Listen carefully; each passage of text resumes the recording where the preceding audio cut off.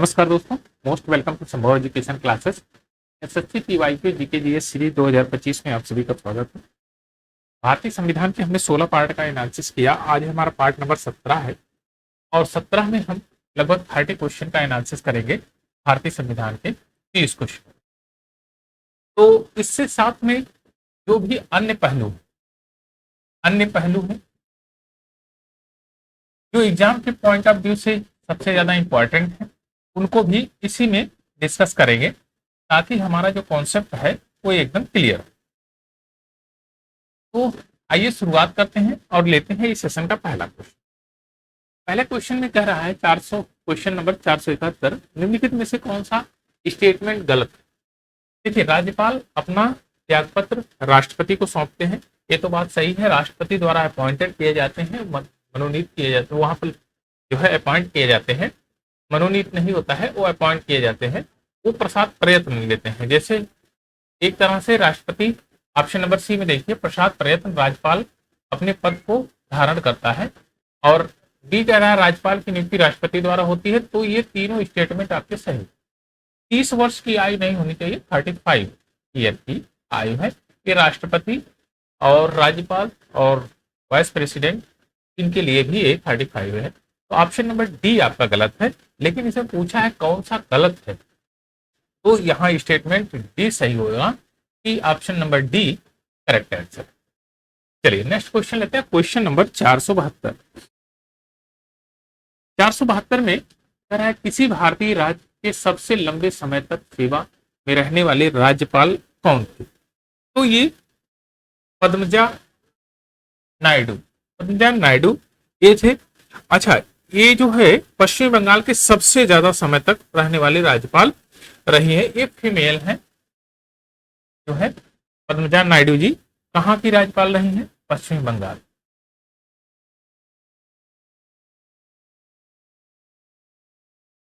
पश्चिम बंगाल की ये रही है और सबसे ज्यादा समय तक इनका कार्यकाल रहा।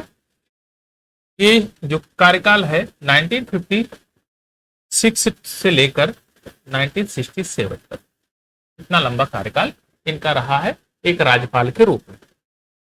आइए नेक्स्ट क्वेश्चन लेते हैं, क्वेश्चन नंबर 473। भारत के किसी राज्य की सरकार का प्रमुख कौन होता है। तो भारत के किसी भी राज्य का जो प्रमुख होगा वह राज्यपाल होगा। और राष्ट्र प्रमुख क्या होता है? राष्ट्र प्रमुख राष्ट्रपति होगा। राष्ट्र प्रमुख राष्ट्रपति होगा। राज्य प्रमुख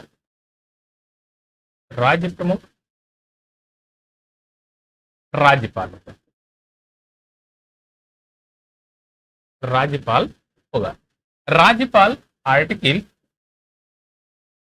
155 के तहत राष्ट्रपति द्वारा अपॉइंटेड किया जाता है। आर्टिकल 155 द्वारा राष्ट्रपति द्वारा प्रसाद प्रयत्न एक अपने पद को धारण करता है। तो इसमें option number A correct answer हो जाएगा। चलिए नेक्स्ट क्वेश्चन लेते हैं, क्वेश्चन नंबर 474। मध्य प्रदेश के सबसे पहले राज्यपाल कौन थे। तो ये थे डॉक्टर सीतारमैया जो पहले राज्यपाल थे, वो डॉक्टर सीतारमैया जी थे। ऑप्शन नंबर डी इसका करेक्ट आंसर होगा। चलिए नेक्स्ट क्वेश्चन लेते हैं, क्वेश्चन नंबर 475। 475 में कहता है कि भारत में विधानसभा विधान परिषद के अधिवेशन के दौरान यदि गण पूर्ति नहीं है तो सदन के अधिवेशन को स्थगित करने का डैश कर्तव्य होगा। किसका कर्तव्य होगा? तो आप भी जानते हैं कि जो सदन का अध्यक्ष होगा वह जो है उस गणपूर्ति के जो है अधिवेशन को स्थगित कर सकता है अगर गणपूर्ति नहीं है। तो गणपूर्ति नहीं है तो ये सदन को स्थगित करने का कार्य किसका होगा? अध्यक्ष का होगा या सभापति का होगा। भारतीय संविधान में जो अनुच्छेद 178 है विधानसभा के अध्यक्ष व उपाध्यक्ष के बारे में बात करता है, यानी कि आर्टिकल 178। आर्टिकल 178 ये राज्य के जो है विधानसभा के अध्यक्ष और सभापति के बारे में बताता है। चलिए नेक्स्ट क्वेश्चन लेते हैं। Question number 476। 476 में कहता है किस राज्य की विधानसभा ने 2021 में विधान परिषद बनाने का प्रस्ताव पारित किया था? तो ये था पश्चिमी बंगाल, वेस्ट बंगाल। वेस्ट बंगाल की सरकार ने ऐसा करने के लिए प्रस्ताव पारित किया था। तो ऑप्शन नंबर ए इसका करेक्ट आंसर है। चलिए नेक्स्ट क्वेश्चन लेते हैं। Question number 477। निम्नलिखित में से किस राज्य के राज्य विधानमंडल के दोनों सदन हैं? तो महाराष्ट्र में दोनों सदन है। दोनों सदन यानी कि वहां पर विधानमंडल का जो है विधानमंडल विधान परिषद दोनों है। तो दो सदन ही जो व्यवस्था है वो गुजरात में नहीं है, झारखंड में नहीं, राजस्थान में नहीं है, यहां पर महाराष्ट्र में है।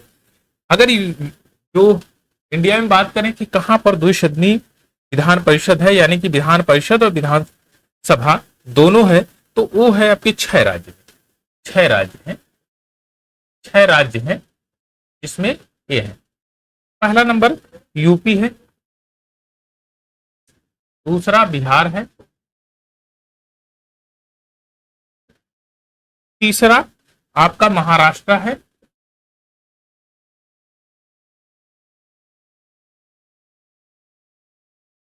चौथा आपका कर्नाटका है,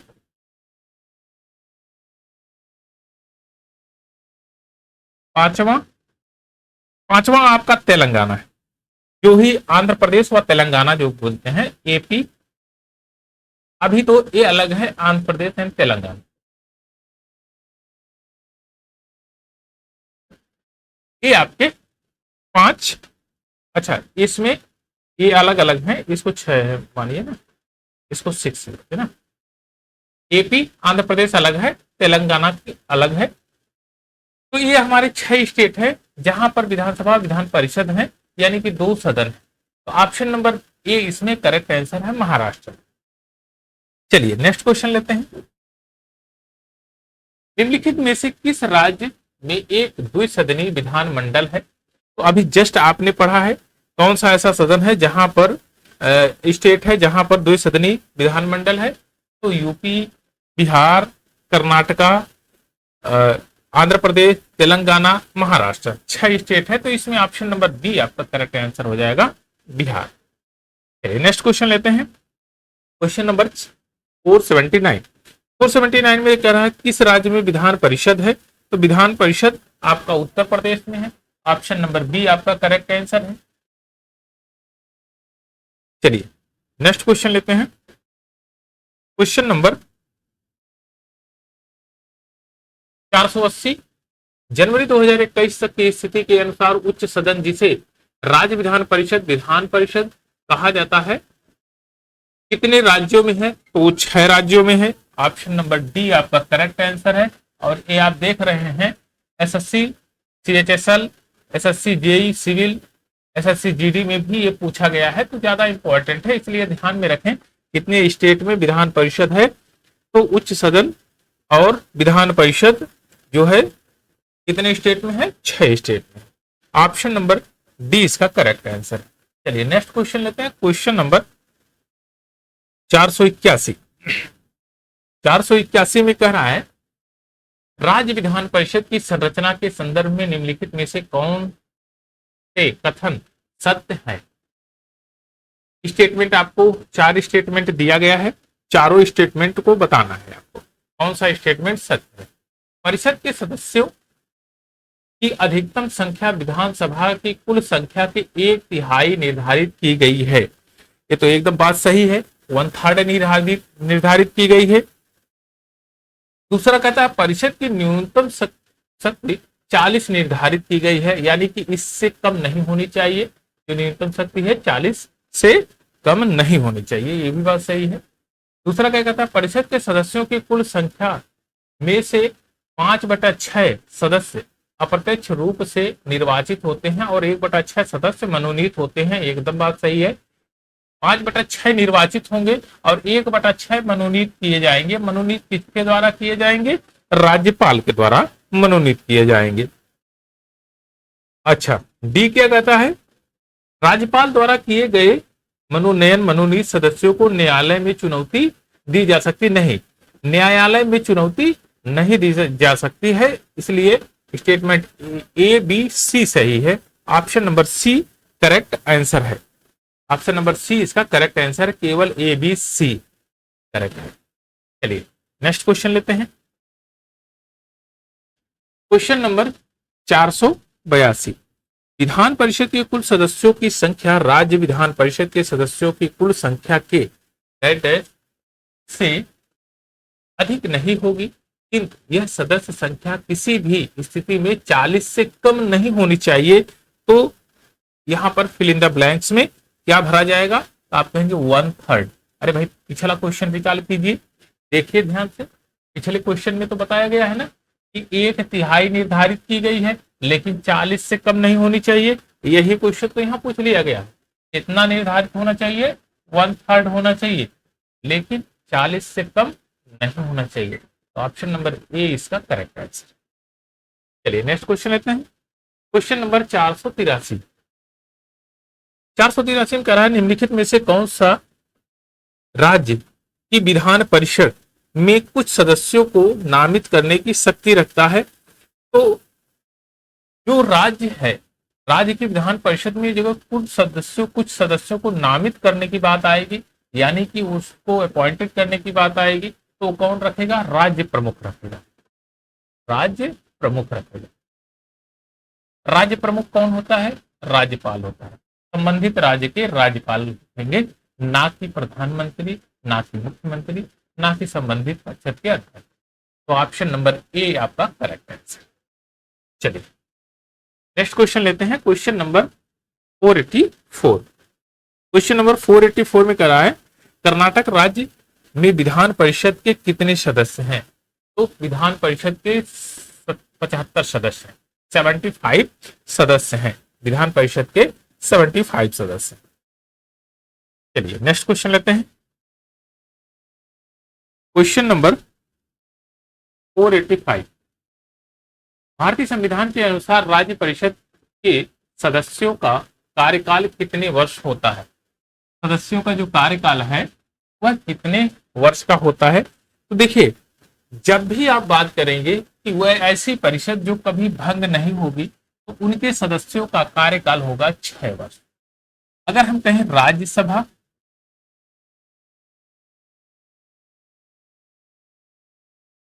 और राज्य विधान परिषद और राज्य विधान परिषद,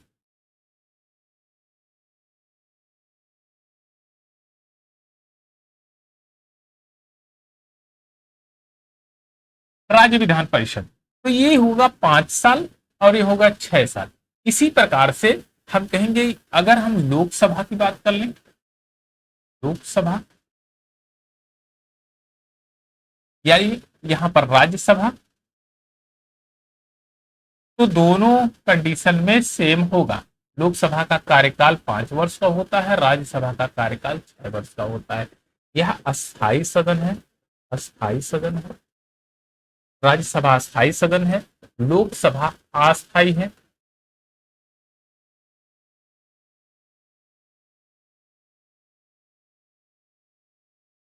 अस्थायी सदन है, टेम्पोरेरी है। 5 साल के बाद वो विघटित हो जाती है, पुनः चुनाव होता है और उसके जो सदस्य हैं वो प्रत्यक्ष रूप से जनता द्वारा निर्वाचित किए जाते हैं। वो सदस्य फिर आते हैं लोकसभा में अपना स्थान ग्रहण करते हैं। तो ये होता है लोकसभा। लेकिन राज्यसभा के बारे में अगर बात करें तो राज्यसभा में सदस्य चयनित होके आते हैं, वो डायरेक्ट नहीं आते हैं, अप्रत्यक्ष रूप से आते हैं, डायरेक्ट जनता चुनाव नहीं करती। तो ऑप्शन नंबर सी इसका करेक्ट आंसर हो जाएगा, 6 वर्ष। चलिए नेक्स्ट क्वेश्चन लेते हैं। क्वेश्चन नंबर 486, 486, 486 में कह रहा है विधान परिषद के अध्यक्ष होते हैं, विधान परिषद के सदस्यों द्वारा निर्वाचित होंगे। भाई जिस परिषद के अध्यक्ष होंगे उनके द्वारा ही निर्वाचित होंगे, तो विधान परिषद द्वारा निर्वाचित होंगे। बात तो सही कह रहा है। और क्या कह रहा है नेक्स्ट वाला, मुख्यमंत्री उसके मंत्रिमंडल द्वारा नहीं, मुख्यमंत्री और उसके मंत्रिमंडल द्वारा नहीं होंगे। उस राज्य के मुख्यमंत्री द्वारा नियुक्त होंगे, नहीं। उस राज्य के राज्यपाल द्वारा नियुक्त होंगे, नहीं। ये होंगे विधान परिषद के सदस्यों द्वारा निर्वाचित होंगे। Option number A correct answer. चलिए नेक्स्ट क्वेश्चन लेते हैं, क्वेश्चन नंबर 487। 487 में कह रहा है विधान परिषद के 1/3 सदस्य प्रत्येक डैश वर्ष में सेवानिवृत्त होते हैं, तो कितने वर्षों में होंगे? प्रत्येक 2 वर्षों में वो सेवानिवृत्त होते हैं। प्रत्येक 1/3 सदस्य प्रत्येक 2 वर्ष में सेवानिवृत्त होते हैं। ऑप्शन नंबर सी इसमें करेक्ट आंसर। देखिए अगर राज्यसभा की बात करें तो राज्यसभा के समान विधान परिषद का एक सतत सदन जो अस्थायी रूप से है, ये तो आप जानते हैं, जिसका विघटन नहीं होता है, और इसके सदस्य जो होते हैं मेंबर ऑफ लेजिस्लेटिव काउंसिल, जिसको एमएलसी बोलते हैं, मेंबर ऑफ लेजिस्लेटिव काउंसिल, इनका जो कार्यकाल होगा वह 6 ईयर का होगा। 6 ईयर का होगा और हर 1/3 1/3 हर दूसरे साल वो सेवानिवृत्त हो जाएंगे, हट जाएंगे, उनकी जगह पे दूसरे आ जाते हैं, तो यह अस्थायी सदन चलता रहता है। ऑप्शन नंबर सी इसमें करेक्ट आंसर। चलिए नेक्स्ट क्वेश्चन लेते हैं, क्वेश्चन नंबर 488। भारत के संविधान के अनुसार राष्ट्रीय राजधानी क्षेत्र दिल्ली में मंत्रियों की एक परिषद होगी जिसकी संख्या विधानसभा के कुल सदस्यों की संख्या के डैश से अधिक नहीं होगी। तो कुल संख्या के कितने से अधिक नहीं होगी? आप कहेंगे 10% से अधिक नहीं होगी। 10% से अधिक नहीं होगी। देखिए अगर इंडियन कॉन्स्टिट्यूशन में बात करें, आर्टिकल अनुच्छेद 239 सेक्शन ए, 239 सेक्शन ए में इसमें कहता है राष्ट्रीय राजधानी क्षेत्र दिल्ली में मंत्रिपरिषद की जो संख्या है वह विधानसभा की कुल संख्या के 10% से अधिक नहीं होगी। विधानसभा की कुल संख्या से 10% से अधिक नहीं होगी। दिल्ली विधानसभा के सदस्यों की संख्या इस समय अगर पूछा जाए तो कितना है? 70। कितनी संख्या है इस समय? 70।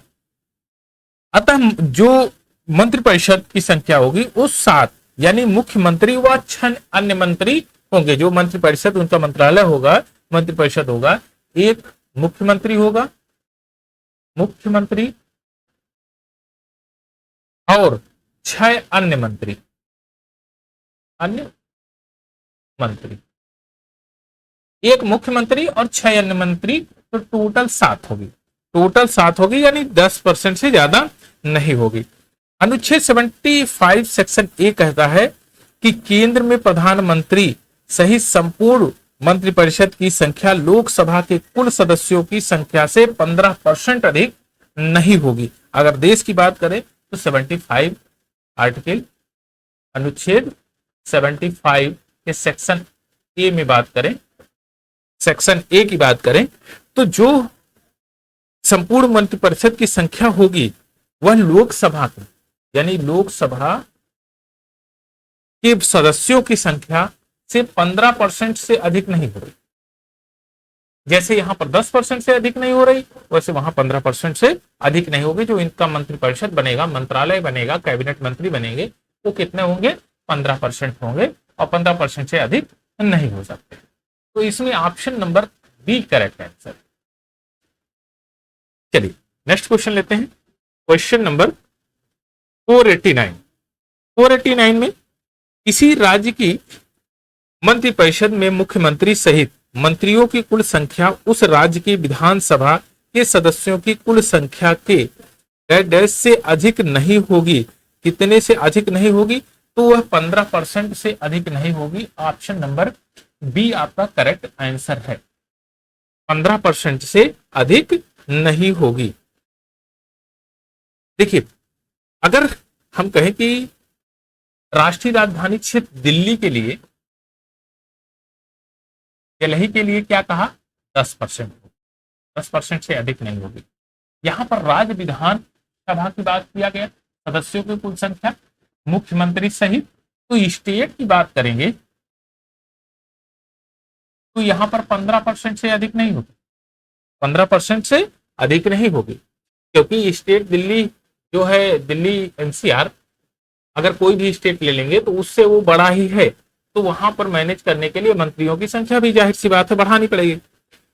इसलिए भारतीय संविधान के आर्टिकल अनुच्छेद 164, अनुच्छेद 164 ए का सेक्शन 1 ये कहता है, ये प्रावधान करता है कि मुख्यमंत्री सहित कुल जो संख्या है उस राज्य की विधानसभा के सदस्यों की संख्या के 15% से अधिक नहीं हो सकती है, लेकिन यह 12 सदस्यों से कम भी नहीं होगी। 12 सदस्य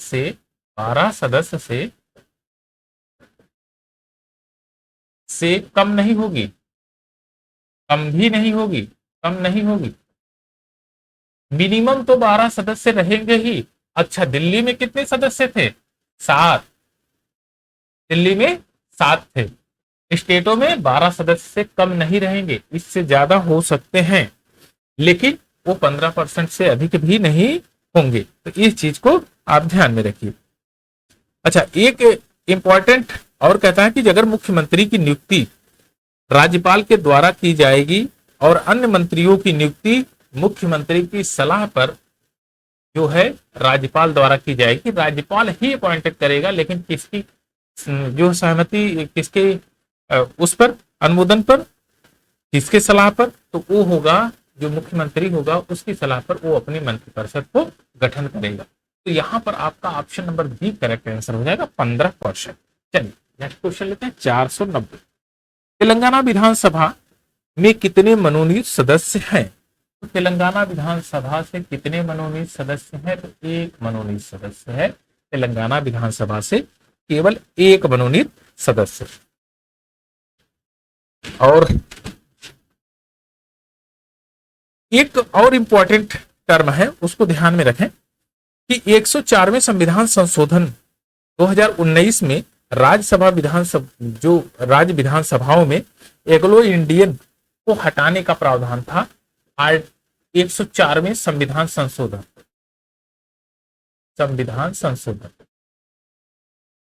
104वें संविधान संशोधन की बात करें कब हुआ? तो 2019।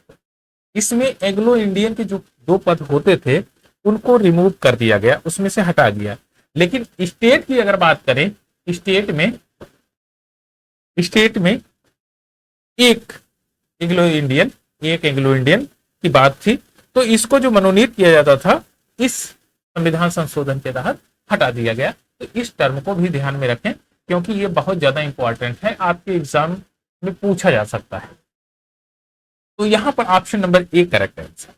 चलिए नेक्स्ट क्वेश्चन लेते हैं, क्वेश्चन नंबर 491। दिसंबर 2022 तक की जानकारी के अनुसार तेलंगाना की विधानसभा में कितने निर्वाचित सदस्य थे? तो निर्वाचित सदस्यों की संख्या आपकी 119 थी। टोटल थे कितने? 120, जिसमें से 119 निर्वाचित सदस्य और 1 एंग्लो इंडियन मनोनीत सदस्य, जो कि अभी पिछले क्वेश्चन में आपने देखा। ऑप्शन नंबर सी इसमें करेक्ट है। चलिए नेक्स्ट क्वेश्चन लेते हैं, क्वेश्चन नंबर 492। भारत के संविधान के अनुसार प्रत्येक राज्य की प्रत्येक विधानसभा जब तक कि जल्द ही भंग ना हो जाए अपनी पहली बैठक के लिए नियत तिथि से डैश डैश तक जारी रहती है। यहां पर क्या भरेंगे? 2 साल, 5 साल, 6 साल, 3 साल, कितने समय तक के लिए ये बनी रहती है? तो कोई भी अगर लोग जो विधानसभा की बात करें, तो लेजिस्लेटिव असेंबली की बात करें, तो 5 साल की है।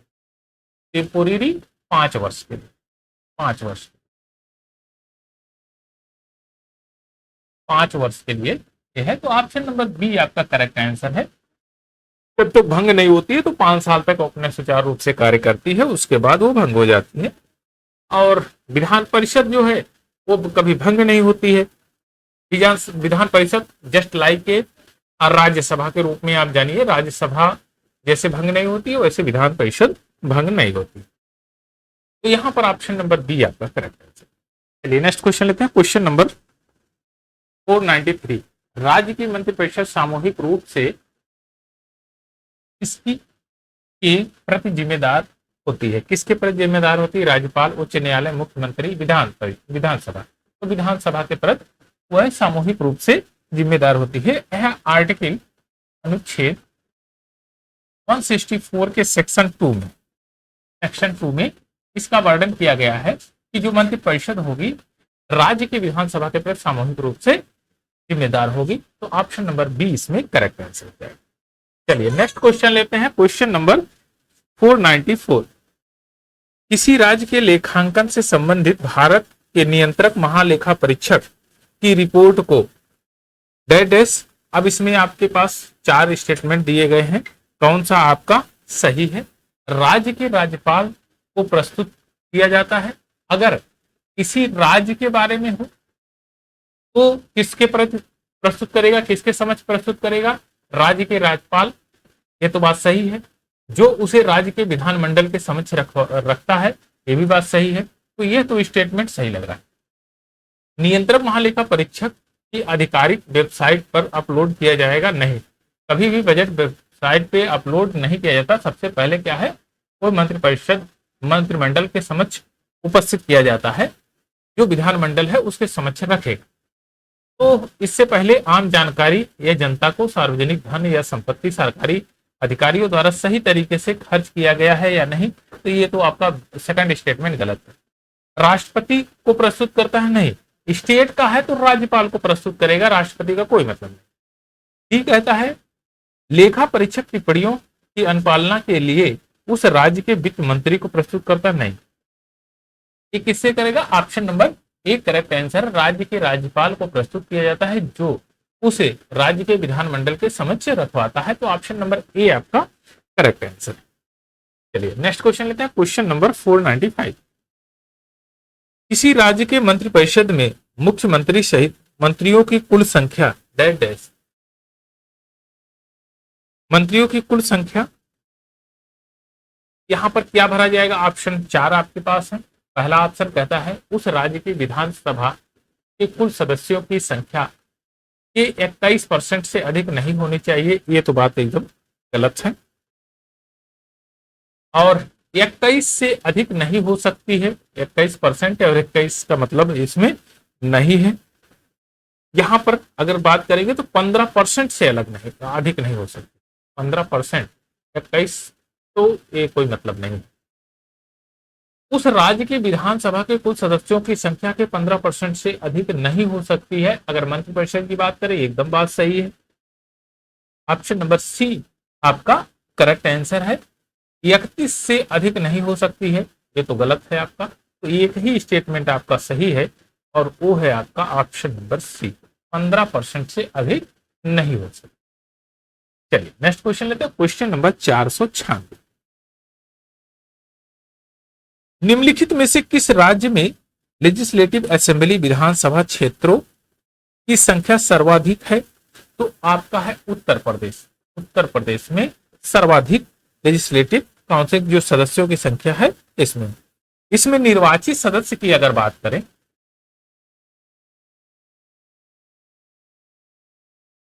निर्वाचित सदस्य की बात करें तो 403। निर्वाचित सदस्य की बात करें 403 सदस्य हैं निर्वाचित। ये है उत्तर प्रदेश। अगर इसकी महाराष्ट्र की बात करें, महाराष्ट्र की, तो यह 288। राजस्थान में है 200, राजस्थान में 200 और मध्य प्रदेश में आपका 230 सदस्य निर्वाचित हैं। तो ऑप्शन नंबर इसमें सी करेक्ट आंसर है। सबसे ज्यादा सर्वाधिक कहां पर है, वो है आपके उत्तर प्रदेश में और 403। चलिए नेक्स्ट क्वेश्चन लेते हैं, क्वेश्चन नंबर 497। भारतीय राज्य की पहली महिला मुख्यमंत्री कौन थी। तो ये तो आप बार बार पढ़ते चले आए हैं कि यूपी की सुचिता कृपलानी जो है पहली मुख्यमंत्री थी और इन्होंने जो मुख्यमंत्री का कार्यभार संभाला वो 1963 में संभाला था, 1963 में, और ये पहली महिला मुख्यमंत्री रही। चलिए नेक्स्ट क्वेश्चन लेते हैं, क्वेश्चन नंबर 498। स्वतंत्रता सेनानी सुचिता कृपलानी किस राज्य की पहली महिला मुख्यमंत्री थी। तो यूपी की थी 1963 में। अच्छा, इन्होंने जो भाषण दिया था 1949 में जो यूएनओ में 1949 में यूएनओ में इन्होंने जो है राष्ट्रसभा में एक प्रतिनिधि के रूप में गई और वहां पर संबोधित किया था। तो या इनके बारे में इसको भी देखिए कि कब इन्होंने यूएनओ में भाषण दिया था, तो 1949 में दिया था। 1963 में 1963 में ये यूपी की महिला मुख्यमंत्री रही, प्रथम महिला मुख्यमंत्री रही। चलिए नेक्स्ट क्वेश्चन लेते हैं। 499 में कह रहा है निम्नलिखित में से इसका कार्यकाल मुख्यमंत्री के रूप में अल्पतम अवधि का था, सबसे कम अवधि का इसका कार्यकाल था, तो हरीश रावत का था। हरीश रावत का ये भारतीय राष्ट्रीय कांग्रेस के प्रमुख नेता थे और उत्तराखंड के पूर्व मुख्यमंत्री हरीश रावत का मुख्यमंत्री के जो कार्यकाल था वो सबसे कम था। ये वर्ष 2016 में मात्र एक दिन के लिए, वर्ष 2016 में मात्र एक दिन के लिए ये मुख्यमंत्री, एक दिन, ओनली 1 डे, एक दिन के लिए हरीश रावत मुख्यमंत्री थे, तो सबसे कम कार्यकाल था हरीश रावत का। चलिए नेक्स्ट क्वेश्चन लेते हैं, क्वेश्चन नंबर 500 और इस सेशन का लास्ट क्वेश्चन है। निम्नलिखित में से कौन भारत के प्रथम मुख्य न्यायाधीश बने? और इसको आप बार बार पढ़ते चले आए कि जो कानिया जी थे, हीरालाल जेकी सुनदास कानिया, ये पहले सीजेआई बने, chief justice, CJI chief justice of India, Bharat के प्रथम मुख्य न्यायाधीश बने थे। वर्तमान में जो अभी है उनका कमेंट सेक्शन में आप नाम लिख के बताइएगा कि वर्तमान में अभी कौन है सीजेआई। तो आज का सेशन यहीं तक, नेक्स्ट वाला सेशन हम लोग कल करें।